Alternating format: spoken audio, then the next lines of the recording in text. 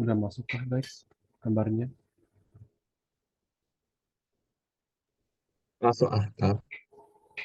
Oke, sip.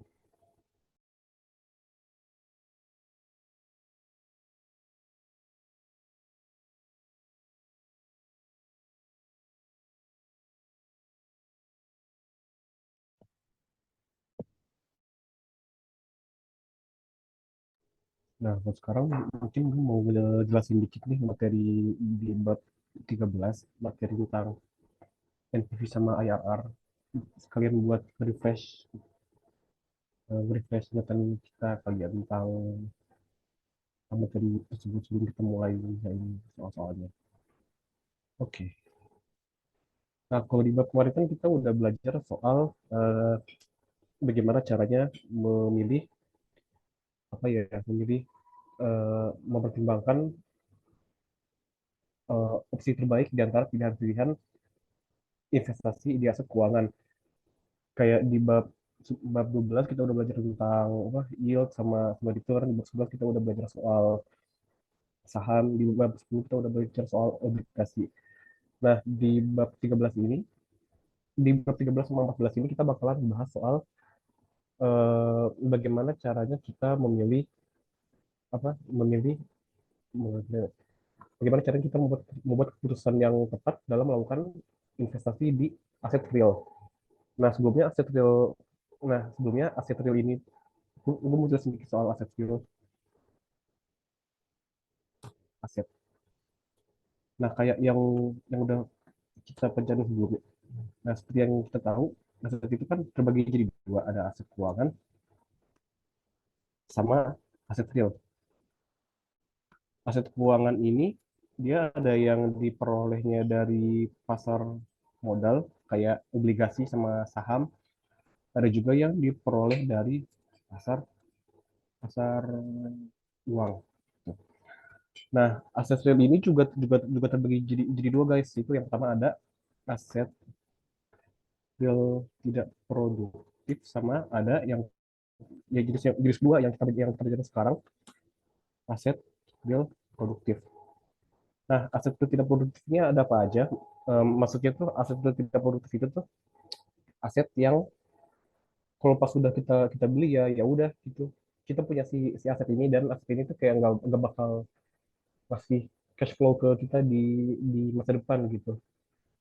Contohnya tuh kayak tanah, bangunan. Kalau misalnya si bangunan yang nggak disewain kan, kalau misalnya kita punya tanah atau bangunan tapi nggak disewain kan, ya ya udah gitu loh. Kita punya tanah, kita punya bangunan, tapi ya ya udah kita sekedar punya aja. Kita nggak terima duit dari rumah bangunan yang kita punya karena nggak disewain.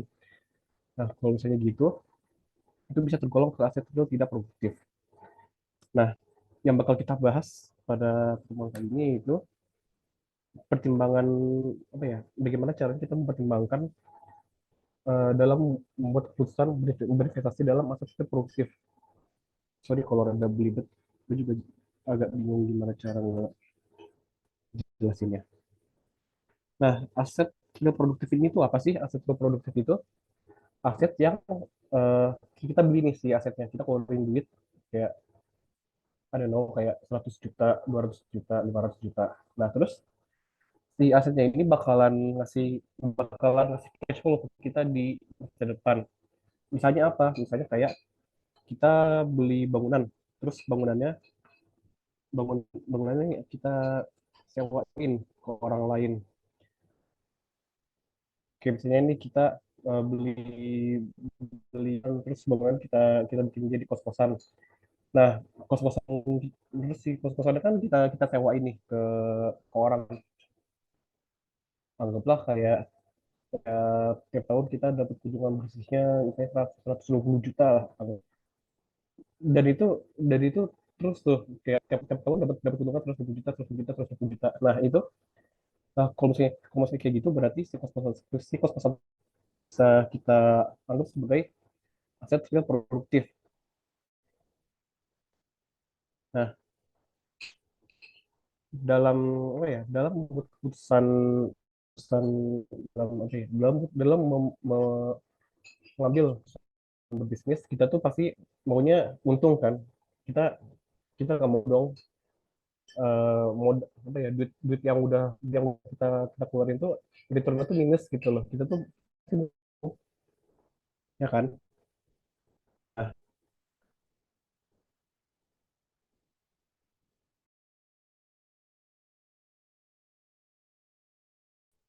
Nah, kita tuh ngeluarin modal, ngeluarin modal tuh kan pasti supaya kita bisa dapat keuntungan dari si modal itu ya kan. Misalnya kayak kita jualan apa ya?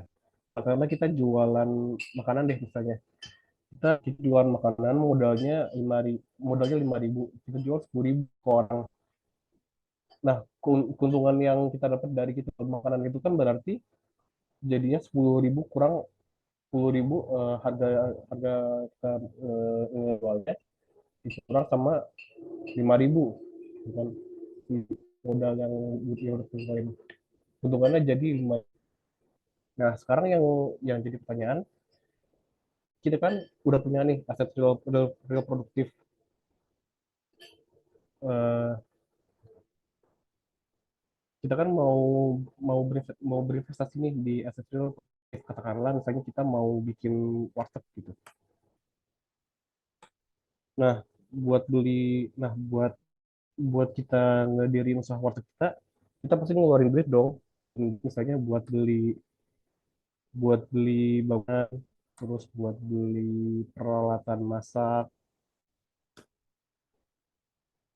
Pokoknya kayak di pokoknya kayak di awal kita pas mau ngedirin usaha warteg itu, kita kan pasti bakal ngeluarin modal yang gede, modal modal yang gede di awal buat apa ya, sebagai modal investasi kita buat ngedirin si warteg ini gitu.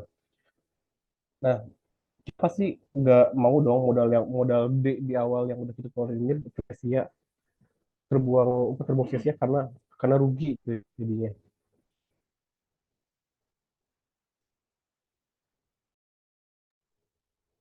Nah, nah ceritanya kita udah jalan nih.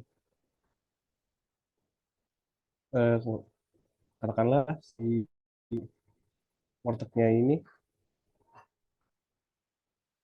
modal awalnya investasi di katakanlah 100 juta.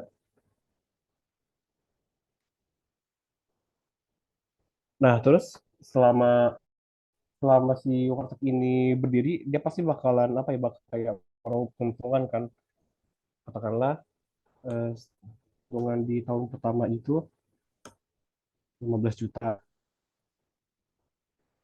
keuntungan di tahun kedua 10 juta katakanlah. Tahun ketiga 40 juta dan seterusnya.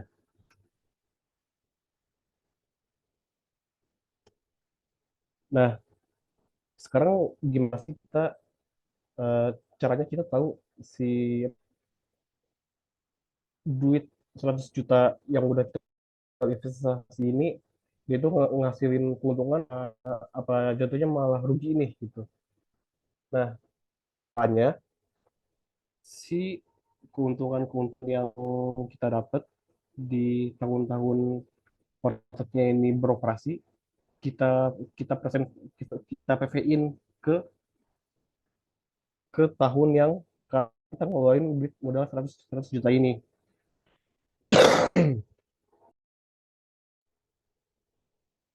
Nah, tadi kan kayak yang udah gue jelasin, kalau misalnya kita mau cari duit untung apa kan kita bisa anggap gini, buat buat cari tahu buat cari tahu dia tuh apa gitu kan kita bisa oke terus kayak gini revenue dikurang sama modal modal kita gitu kan. Nah, keuntungan yang apa ya, keuntungan dari warteg ini selama ini dan beroperasi di present value yang ke T0 itu bisa kita anggap sebagai revenue. Nah, sedangkan modal kita modal kita ya 100 juta tadi yang udah kita keluarin buat beli terus beli peralatan masak gitu. Nah, sekarang gimana kalau sekarang gimana caranya kita nge-present value-in untuk apa ya? Keuntungan-keuntungan dari si work ini di tahun-tahun dia berjalan. Kita pakai rumus present value. Present value.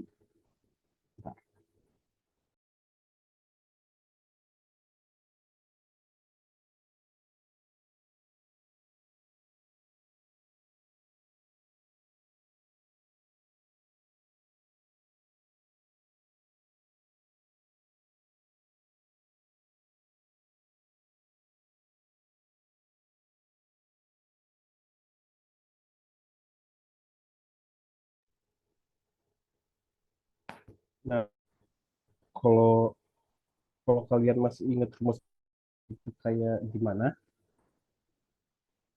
itu kan kayak gini rumusnya. FV, feature value-nya dibagi sama dibagi sama satu plus R pangkat N. Pangkat. Oh, nah, coba kita nge-present value keuntungan warteg ini di 3 tahun pertama dia beroperasi. Ini kan gini.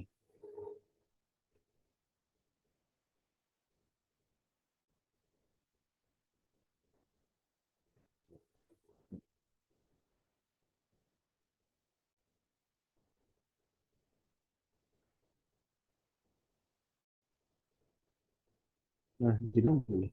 Di tahun di tahun pertama keuntungan 15 juta. Buat R-nya anggaplah ekspektasi kita itu returnnya persen. Oke. Terus ditambah value yang di first percent value dari keuntungan kita di tahun kedua kita beroperasi 20 juta dibagi sama satu tambah 15% dua, soalnya dia di tahun kedua. Terus buat di tahun ketiga keuntungan kan 40 juta, berarti jadinya 40 juta dibagi satu plus 15% pangkat tiga. Nah, ya sebentar gue hitung dulu.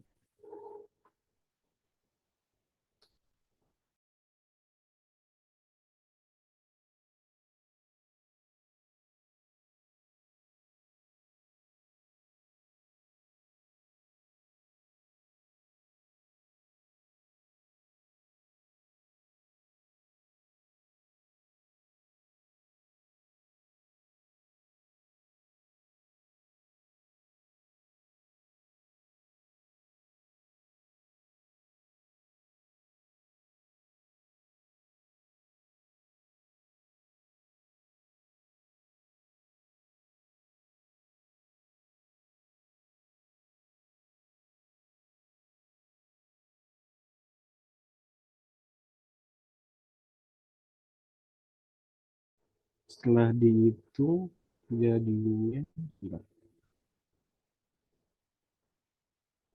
5 juta 400 54 juta 467 ribu satu. Sebenarnya ini sebenarnya tersebut 407.9, cuma gue beliin ke atas 497.001. Nah, yang udah kita dapetin ini dikurangin sama modal yang udah kita keluarin di awal. Modal yang kita keluarin di awal itu berapa? Modal yang udah kita keluarin di awal itu 100 juta yang kita bilang buat beli bangunan, buat beli peralatan masak gitu. Nah, jadinya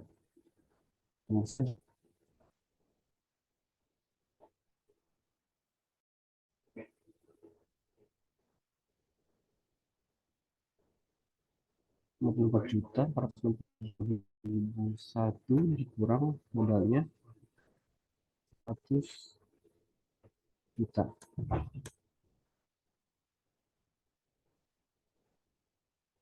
Hasilnya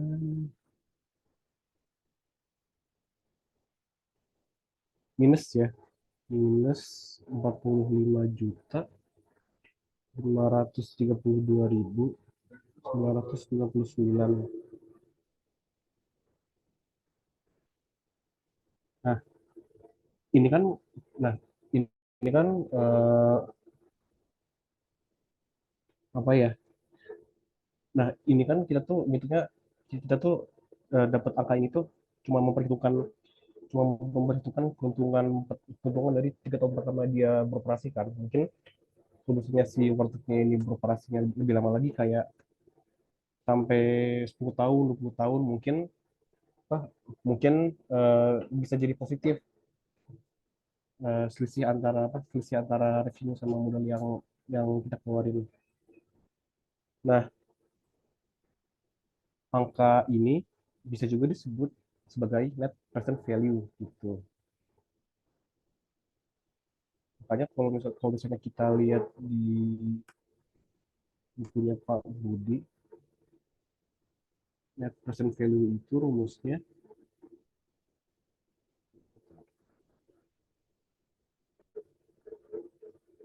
jumlah dari present value cash flow yang kita dapat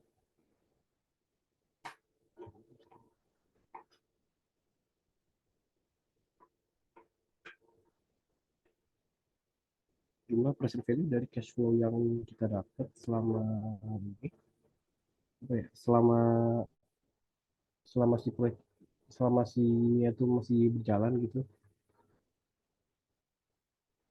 dikurangin sama i nol. Nah, i nolnya ini apa? I nol itu maksudnya investasi investasi awal kita. Kalau kalau di contoh ini gue udah contohin eh, si 100 jutanya ini dipakai buat buat modal awal, makanya bisa kita anggap sebagai i nol. Sedangkan keuntungan-keuntungan yang didapat si warteg ini sama dia beroperasi bisa dianggap sebagai cash flow yang kita terima. Makanya makanya si cash flow-nya ini kita present value-in ke T0, terus jumlahnya kita kurangin sama modal awal kita. Nah, mungkin buat mempersingkat waktu juga kali ya, gue nggak bisa ngejelasin semua materinya. Kita kayak sambil lompat-lompat aja ke contoh soal.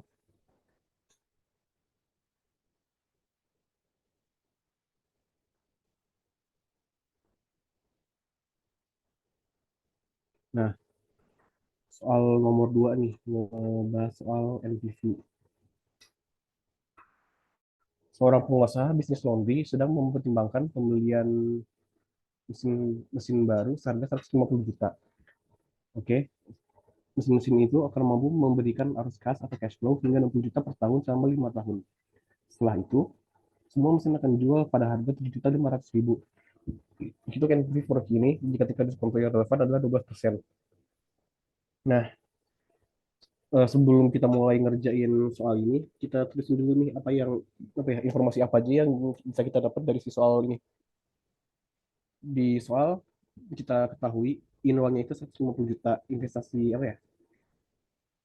Inwalnya itu 150 juta, terus cash flow-nya itu 60 juta per tahun. Nah, karena di sini dia ditulisnya selama 5 tahun, makanya kita tulis N sama dengan 5 tahun. Terus RV ini maksudnya residual value itu 7.500.000. Angka ini tuh gue ambil soalnya ini kan setelah masa lima tahun itu habis si mesinnya ini mau dijualnya pada harga 7.500.000, makanya gue tulis 7.500.000 gitu.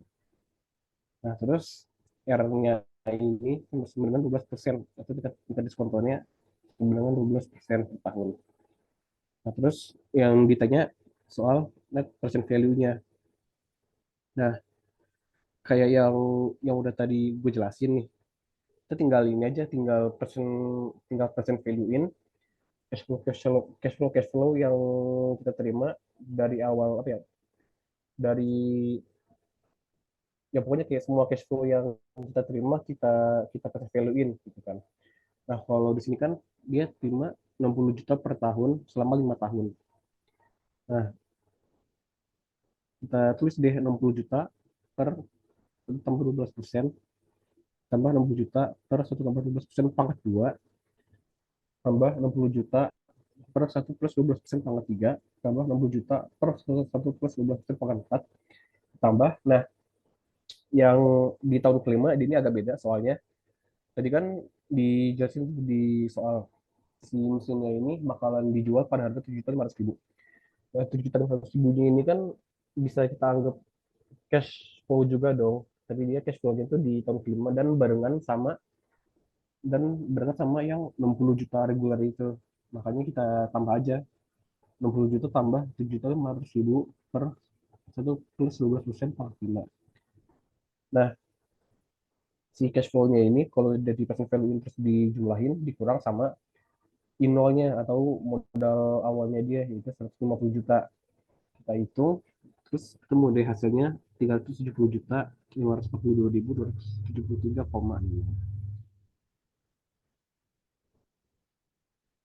Nah, terus nomor 3 juga ngomongin soal NPV. Sebuah warung bakso dengan investasi awal 120 juta dapat menghasilkan sebesar 30 juta mulai tahun depan dan 15% setiap tahun selama 8 tahun. Jika returnnya diharapkan dengan 16%, berapa NPV dari investasi dalam warung bakso itu? Pertama kita terus dulu kita ketahuin dari isi soalnya, dibilang investasi awalnya 120 juta, berarti kita tulis di nol sama dengan 120 juta. Terus ada lagi informasi ini, dapat menghasilkan kas sebesar 30 juta mulai tahun depan dan naik 15% setiap tahun selama 8 tahun. Dari sini kita dapat info nih, CF di tahun pertama itu 30 juta. Kenapa gue bilang CF1? Soalnya ada kata-kata mulai tahun depan.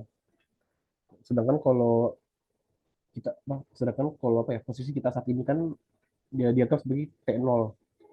Nah, makanya kalau dia bilangnya tahun depan kita harus jadi CF1. CF1 nya 30 juta, terus bilang naiknya 15% setiap tahun.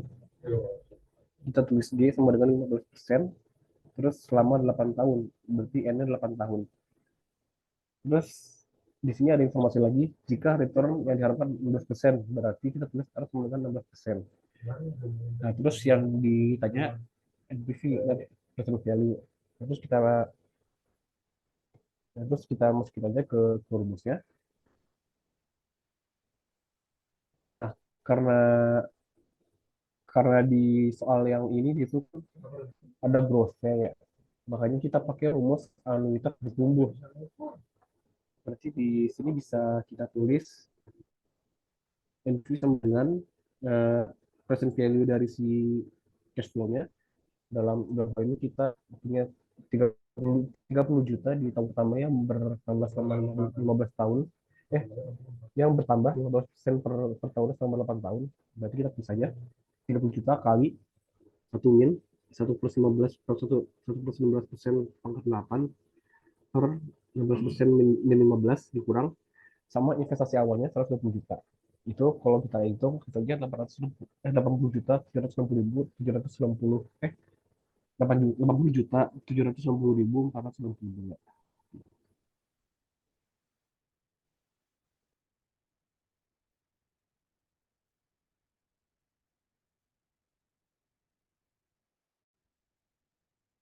Nah, yang nomor 4 juga mirip-mirip sama yang nomor 2 tadi yang udah kita kerjain. Seorang seorang anak muda sedang mempertimbangkan untuk mendirikan sebuah kios PlayStation dengan investasi awal 50 juta. Selama 5 tahun, kios ini akan mampu menghasilkan konsumsi tahunan sebesar 15 juta.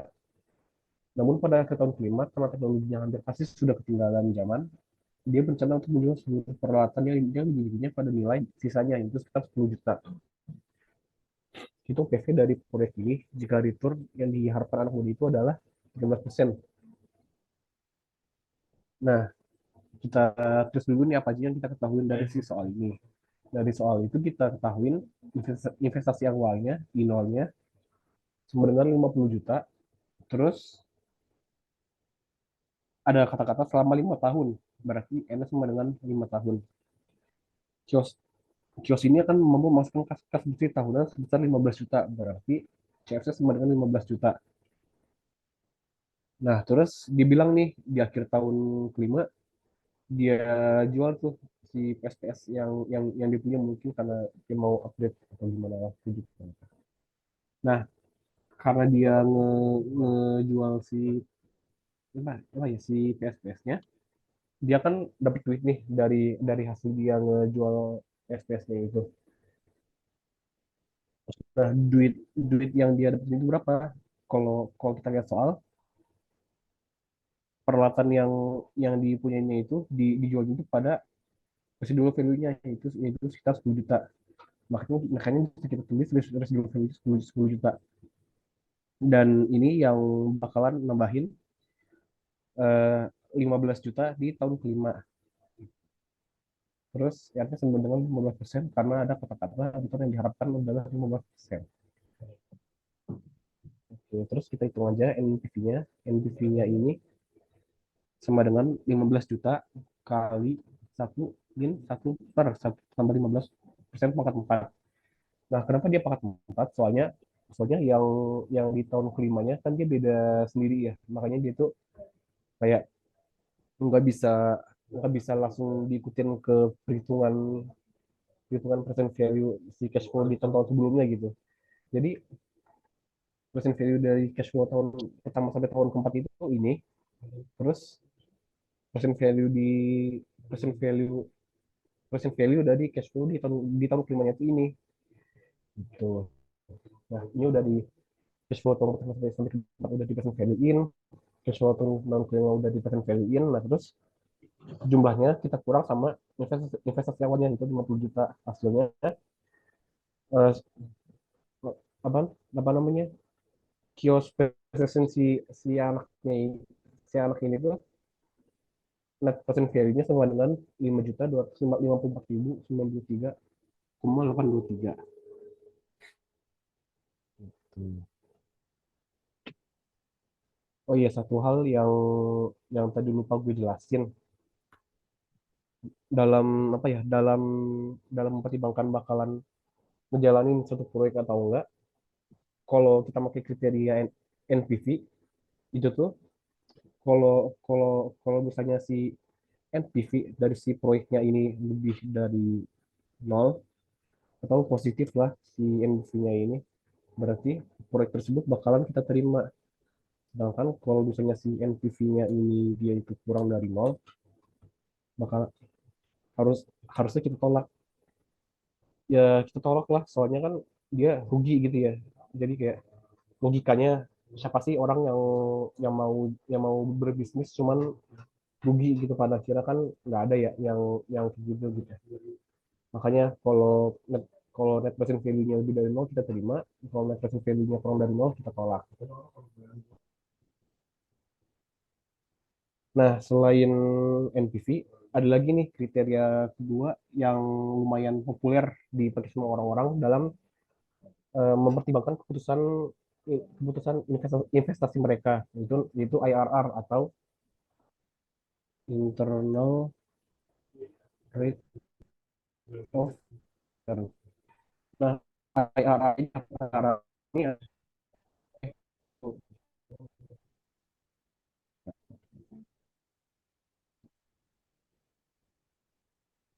IRR ini IRR ini sendiri itu adalah rate yang kalau misalnya rate yang membuat nol NPV. Jadi kayak kalau misalnya kita gini ya.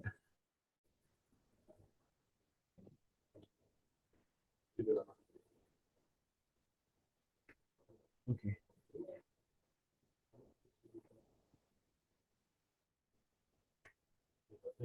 Nah, IRR ini tadi kayak yang udah gue itu membuat NPV Bentar.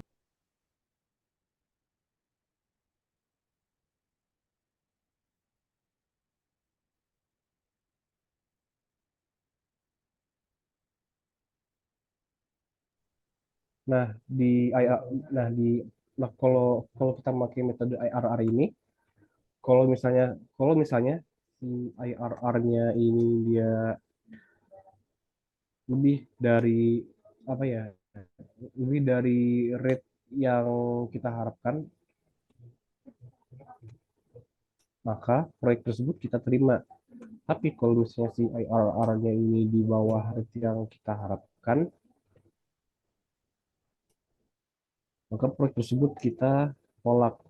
Nah, kok bisa gini gitu kan? Kok bisa sih kalau kalau misalnya si IRR-nya lebih dari R kita terima, tapi kalau kalau kurang dari R kita tolak gitu. Nah, di sini gue pakai diagram dari bukunya Pak Butfen buat ngilustrasiin kenapa kenapa bisa bisa kayak gitu. Gitu. Di sini kan dia ada dua nih. Jadi IRR itu eh, nanti kita masuk ke rumusnya. Si apa ya? Si rumus IRR ini kan bisa dibikin jadi kurva ya. Nah, kurva kurva si IRR ini bakalan bakalan kayak begini. Sekarang anggaplah kita naro ayo naro apa ya berekspektasi kalau return itu bakalan sekitaran ya 17-18 persenan lah gitu. Sekarang kita fokus ke IRR B nih 21%. Nah, perhatiin nih kalau kalau misalnya kita taruh apa ya? Kalau misalnya kita berekspektasi si proyek ini tuh bakalan eh, returnnya itu 18% lah katakan. Nah, titik titik potong antara antara R apa ya antara R sama dengan 18% sama kurva si IRR yang B-nya ini kan di itu kan bisa apa ya kalau kita tarik garis ke sini si si NPV-nya itu positif ya kan. Nah, sedangkan kalau kalau kalau misalnya si R apa ya si R-nya itu kita taruhlah di angka 26% gitu. Sedangkan si IRR yang B-nya ini dia 21% kan. Nah, si R-nya apa ya? Si R yang tadi gue bilang sama dengan 26% itu, kalau misalnya kita tarik garis, terus pas sampai dia menyinggung kurva IRRB, lihat NPV-nya kan bakalan bakalan negatif.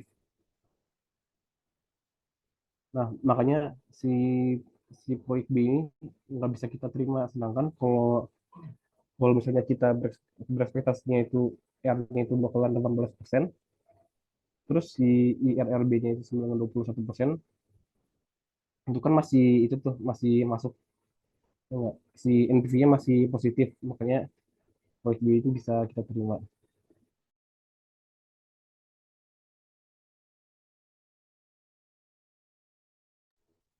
Nah, terus oke latihan. Sekarang kita lanjut ke latihan soalnya. Soal nomor satu. Investasi dalam sebidang tanah membutuhkan modal 400 juta dan akan mampu mendatangkan cash devisa sebesar 700 juta pada akhir tahun keempat. Berapakah internal rate of return investasi seperti ini? Nah, dari soal kita ketahuin I0-nya 900 juta.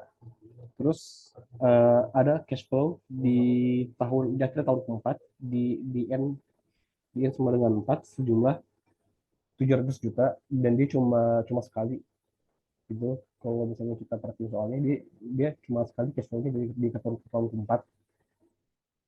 Nah, kita disuruh cari IRR-nya.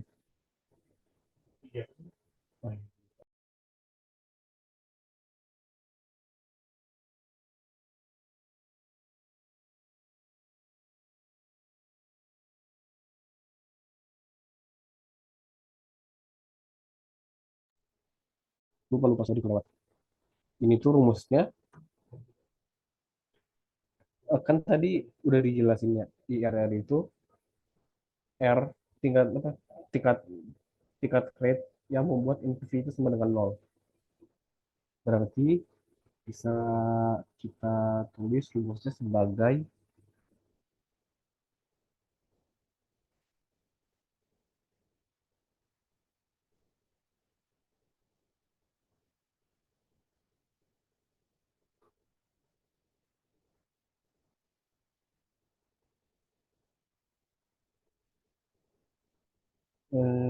cash flow per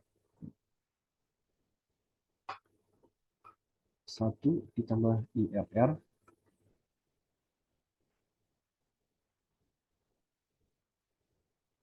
Hmm,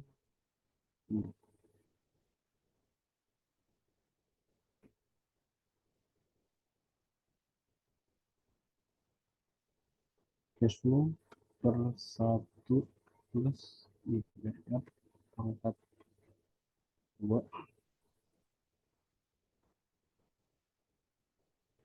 sampai ke cash flow di periode ke N per satu plus IRR pangkat dikurangin I0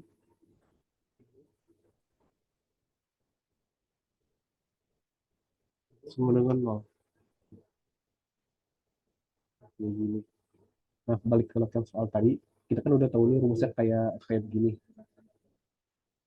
Nah, ya udah kita tinggal masukin aja ke rumus. Kita ada cash flow 700 juta satu kali di tahun keempat.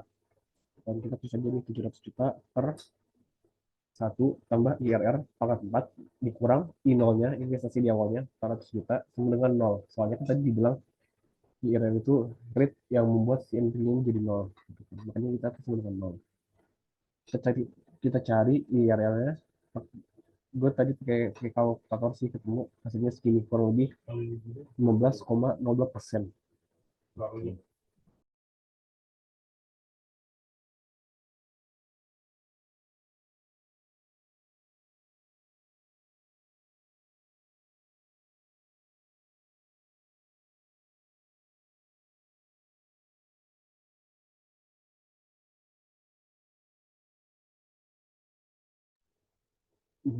Mungkin supaya nggak kelamaan, gue langsung bahas soal berikutnya aja kali ya. Kan berikutnya juga sambil gue jelasin pas waktu gue ngebahas soal-soalnya.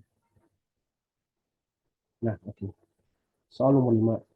Dua proyek dengan investasi awal yang sama, yaitu 500 juta, diketahui independen atau tidak butuh uang eksklusif. Nah, proyek nah sini di sini muncul nih dua istilah baru, independen sama mutual eksklusif. Proyek independen itu apa? Proyek independen itu misalnya ada dua proyek nih. Nah, terus dua proyek ini independen ketika kalau kalau kalau misalnya kalian ngejalanin satu proyek, bukan bukan berarti si proyek proyek keduanya ini nggak bisa dijalani dalam waktu yang bersamaan gitu. Sedangkan kalau proyek yang mutual eksklusif, dia ini eh, dua kalau kalau misalnya dua proyek itu mutual eksklusif berarti misalnya proyek yang pertama dijalanin, proyek yang kedua dia nggak bakal bisa dijalanin, atau sebaliknya kalau proyek kedua dijalanin, proyek yang pertama dia nggak bakal bisa dijalanin gitu. Nah, oke, balik ke soalnya. Dua proyek dengan investasi awal yang sama yaitu 500 juta diketahui independen tidak tidak memperoleh eksklusif. Proyek yang satu dapat menghasilkan kas besar 100 juta tahun depan dan naik sebesar 10% setiap tahun hingga tahun ke-10. Sementara itu, proyek kedua menghasilkan kas sebesar 200 juta setiap tahun dimulai tahun kelima dan naik 5% hingga tahun ke-8. Tentukan proyek mana yang akan diterima jika investor menginginkan return 16% per tahun. Nah, kita tulis dulu apa aja yang kita ketahui dari soal. Di proyek yang di proyek pertama, gue simbolin pakai proyek A.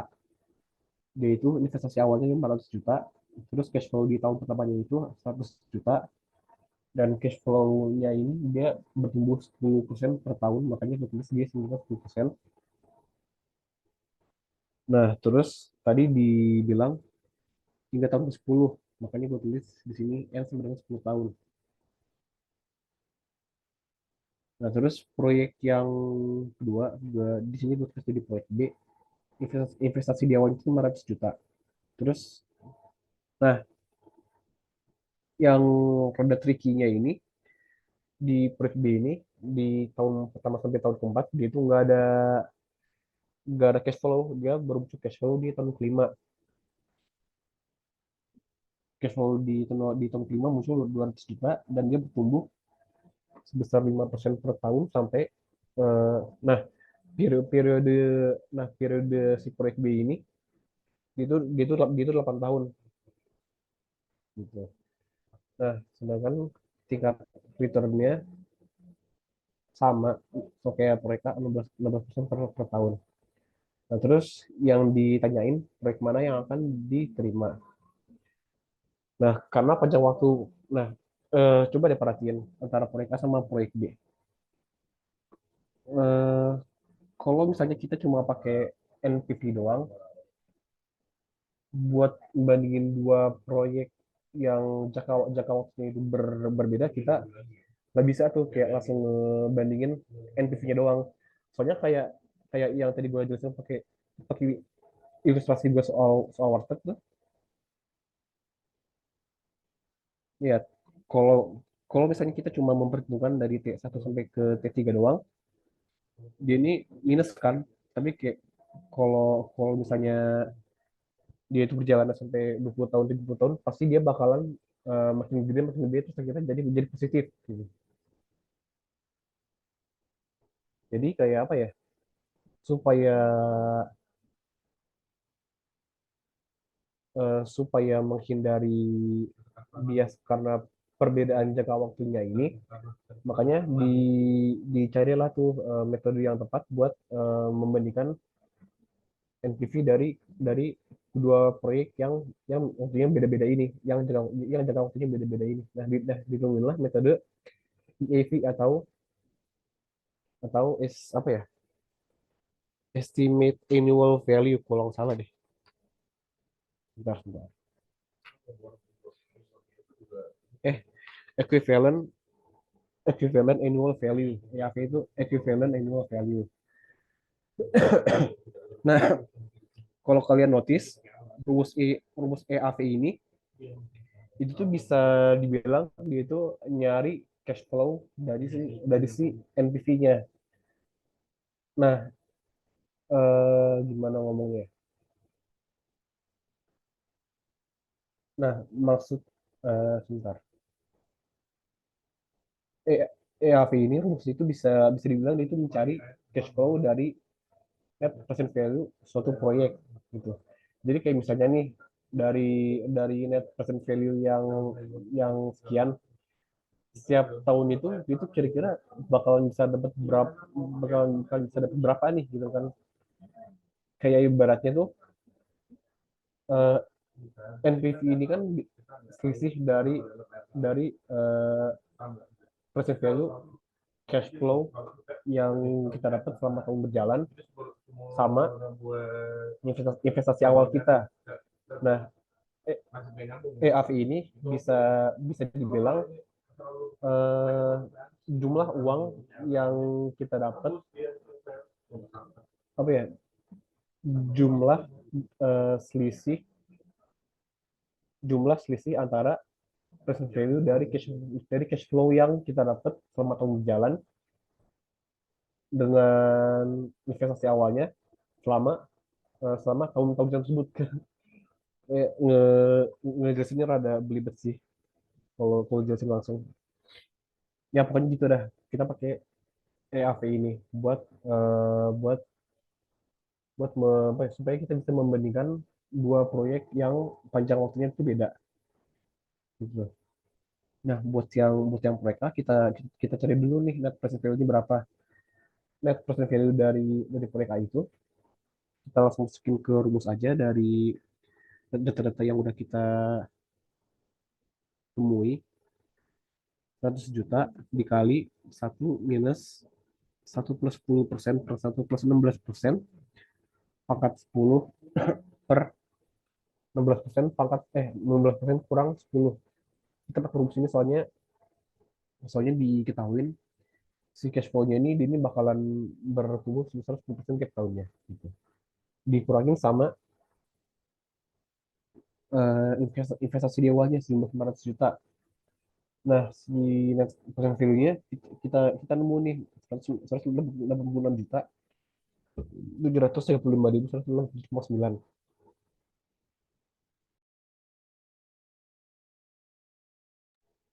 Nah, tapi di sini belum selesai. Kita masih harus nemuin EAV TAV dari proyek A. Nah, kita masukin aja ke rumusnya. EAV sama dengan NPV yang udah kita temuin tadi per satu minus satu per 1 tambah 16% pangkat 10 per 16%. Itu kalau kita pakai kalkulator dia hasilnya segini. 38.635.712,62. Nah, proyek B, proyek B yang menurut gue ada ribet soalnya dia tuh agak tidak regular cash flow-nya. Soalnya dia dari tahun pertama sampai tahun keempat dia ini nggak cash flow, terus tiba-tiba di tahun kelima dia muncul 200 juta, terus bertambah 5% tiap tahun di tahun ke-8. Nah, buat nyari present value dari cash flow tahun kelima sampai tahun ke-8, kita present value ini dulu nih. eh, cash flow yang ada di tahun kelima sampai tahun ke-8 kita present value dulu ke T4. Nah, dari T4 baru kita present value lagi ke T0. Oke, kita masukin aja ke rumusnya 200 juta itu CF di cash flow di tahun kelima kali satu min 1 plus 5% per 1 plus 16% pangkat 4. Nah, kenapa dia pakai pangkat 4? Pangkat 4 ini karena kita tuh cuma memperhitungkan dia dari T5 sampai ke T8. Jadi itu ada 4. Itu ada 4 periode tuh. Dari T4 ke T5, T5, T6, T8 kan dia ada 4 periode, makanya kita pakainya pangkat 4 per 16% kurang 4%. Ini standarnya soalnya kan kita pakai rumus growth. Nah, yang beda kalau di sini gue gitu ya tuh langsung apa ya, langsung gua masukin yang kayak supaya dia tuh bisa langsung ke T0. Gue langsung masukin 1 plus 16% pangkat 4 buat ngepercein dia ke T0 kurang investasi awalnya 500 juta. Kita ketemu NPV-nya sama dengan minus 169.984.093,2. Nah, di sini salahnya tadi gue pas ngerjain itu rada keburu-buru gitu kan. Soalnya eh, soalnya kayak mumpung gue udah lihat si NPVB-nya ini sama dengan apa ya, dia tuh di bawah nol, langsung langsung langsung buru-buru gue simpulin kalau yang A itu diterima, yang B itu ditolak cuma karena NPV si B-nya ini minus. Cuman gue nggak tahu ya, mungkin kalau misalnya NPVB-nya ini kita masukin ke rumus EAV dia jadi positif lagi atau gimana gitu ya, mungkin itu bisa jadi koreksi dari.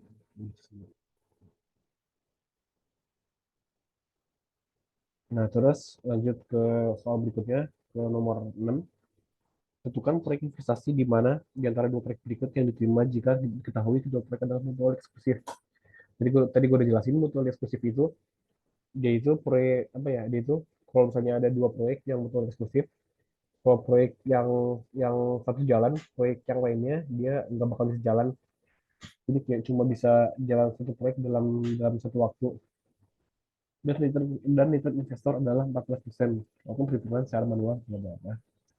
Terus kita dikasih data nih, tahun ke nol atau masa masa sekarang, kita investasi awalnya itu 25 juta sama antara dua proyek sama proyek B sama. Nah, terus yang beda di cash flow-nya. Kalau di proyek A dia sampai tahun ketiga, sedangkan proyek B dia cuma sampai tahun kedua doang. Nah, di sini kita bakalan pakai EAV lagi. Soalnya soalnya proyek apa ya? Soalnya uh, lama waktu proyek A sama lama waktu proyek B itu beda. Makanya kita pakai EAV lagi. Gitu. Oke, diketahuinya udah tabel dari kita informasi tabel dari soal, terus ada nilai eksklusif itu dengan 14% per tahun. Terus yang ditanya mana mana yang diterima.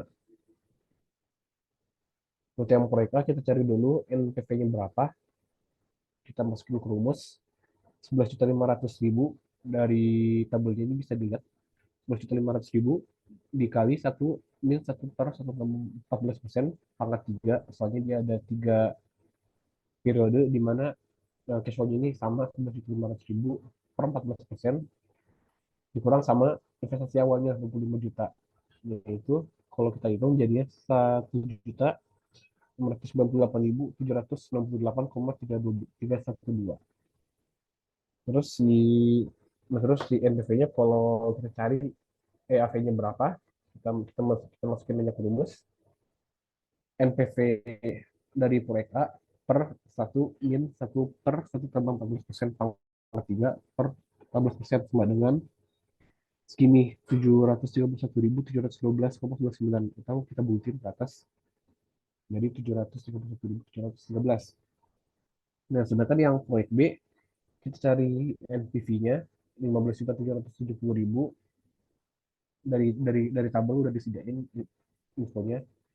Terus dikali 1 min 1 per 1 tambah 14% pangkat 2 per 14% dikurang 5 juta sama dengan segini 987.836,26.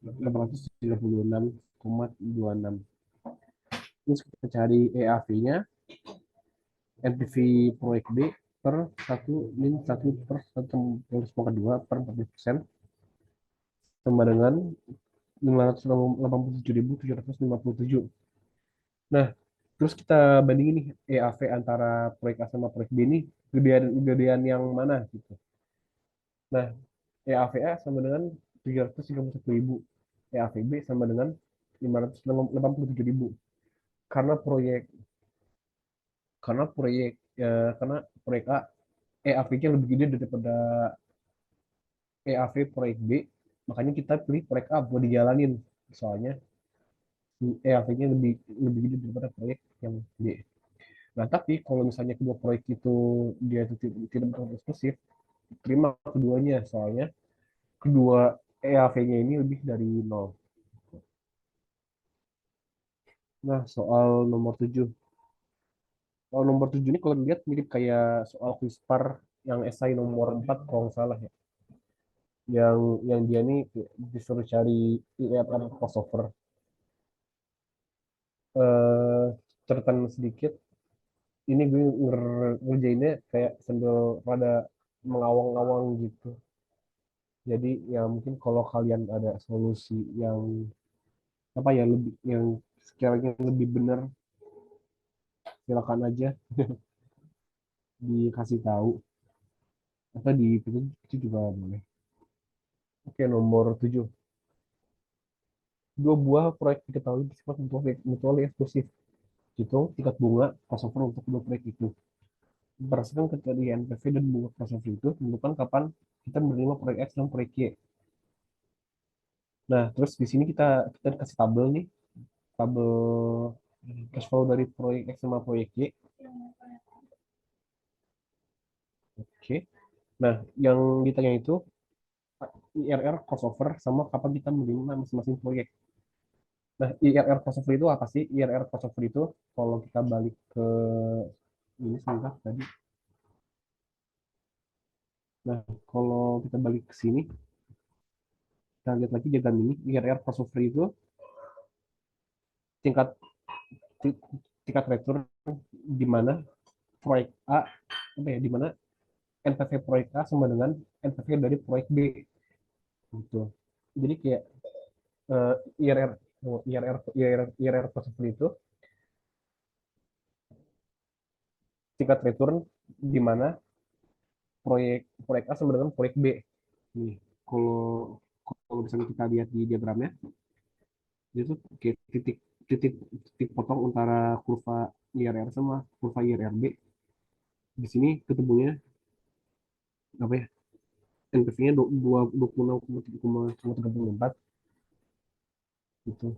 Nah, karena IRR crossover itu tingkat tingkat return yang dia tuh bikin NPVA sama NPVB itu sama, makanya bisa kita tulis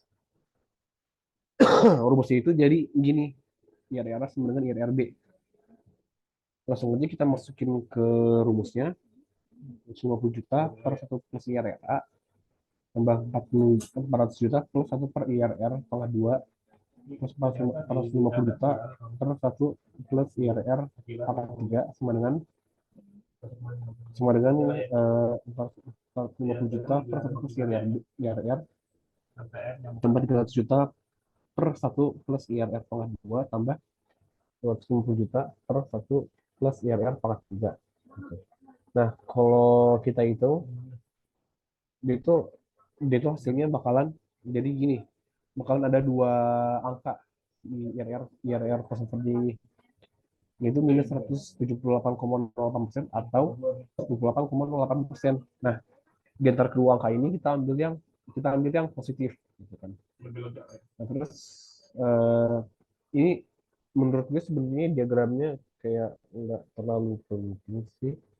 Ini gue kayak bikin supaya gue bisa apa ya, supaya gue bisa memvisualisasikan ini tuh bakalan kayak bakal apa ya, supaya gue bisa memvisualisasikan sisi soalnya ini gitu.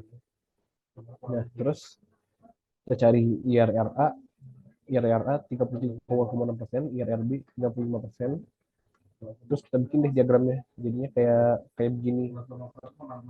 Nah, terus di titik crossover, NPV dari Goprik itu sama sama dengan sini 53.205.763.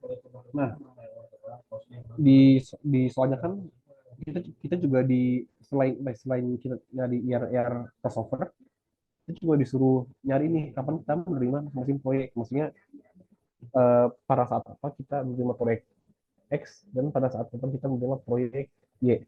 Nah, kalau gue sendiri sih, gue pakai uji titik. Maksudnya apa? Maksudnya gue gue apa ya?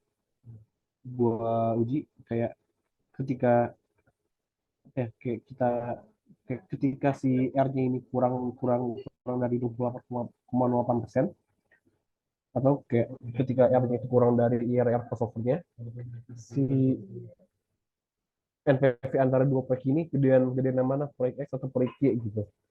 Sama juga sama juga di apa ya, ketika R-nya ini lebih gede dari 28,08%, si NV ini gede yang A, gede yang A atau gede yang B gitu. Nah, buat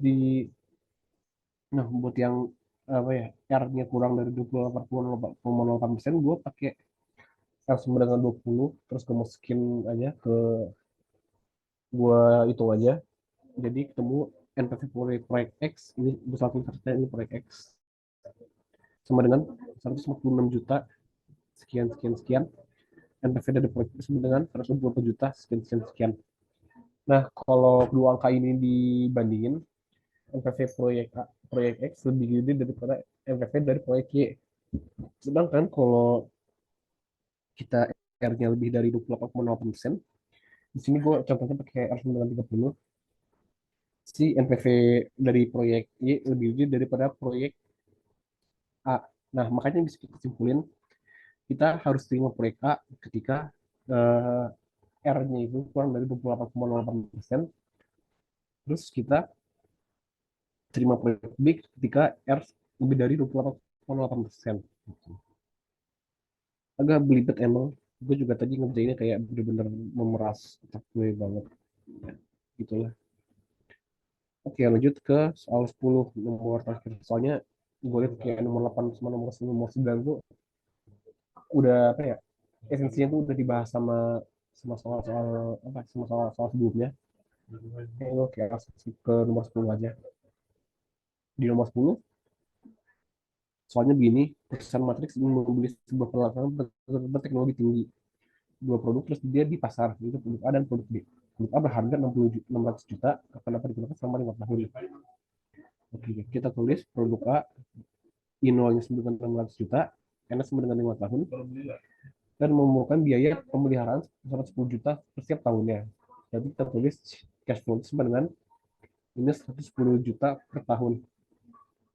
Sedangkan produk B berharga 750 juta, berarti invoice dengan 600. Salah ya? Ini salah tulis, kayak seharusnya 750 juta. Akan dapat digunakan selama 7 tahun, 7 tahun, dan memerlukan biaya pemeliharaan 90 juta per tahunnya. Berarti CF-nya sama dengan minus 90 juta per tahun. Jika tingkat bunga relevannya adalah 12% per tahun, berarti dua ini harus dengan 12%, maka maksudnya itu dibeli.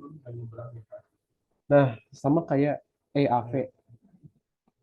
Kalau kalau misalnya kita apa ya? Kalau misalnya kita memperhitungkan si costnya, kalau misalnya periode apa ya, periode berjalannya si proyeknya itu beda, kita juga pakai yang namanya EAC atau equivalent annual cost. Basically sama aja, itu kayak kita uh, nyari anuitas anuitas per periode dari singkat persen costnya. Nah udah kita masukin aja apa, ke rumusnya, kita cari dulu buat produk A, net percent cost dari produk A sama dengan minus 110 juta dikali 1 per 12% 45 per 12% minus 600 juta modal awalnya sama dengan segini, minus 996 juta. Terus kita cari EAC-nya, kita masukin NPC produk A per per si ini ya awalnya, pokoknya yang apa ya, yang bikin dia jadi anuitasnya itu, kalau kita itu sama dengan minus 76 juta 445.499,2. Nah terus yang produk B kita cari dulu net present cost-nya sama dengan minus 90 juta dikali 1 plus 12,7 per 12% kurang 600 juta sama dengan min 1.010.738.088. Kalau misalnya kita ubah ubah si NPV-nya jadi EAC, kita ketemu nih sini makanya plus 21 juta 476.641,4. Nah sekarang coba kita bandingin antara EACA sama EACB. Antara kedua ini kan costnya lebih kecil yang EACB ya. Nah karena karena cost per tahunnya itu lebih kecil yang produk B, makanya kita pilih mesin B karena EAC dari B sama dengan kurang dari EAC A. Gitu. Ada yang mau ditanyain?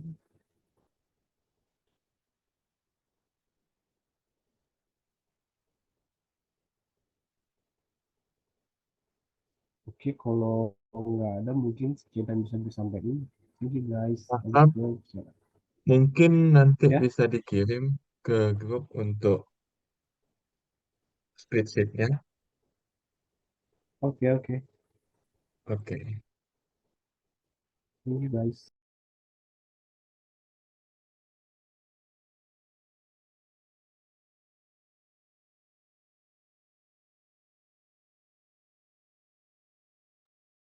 Thank you. Gue live ya.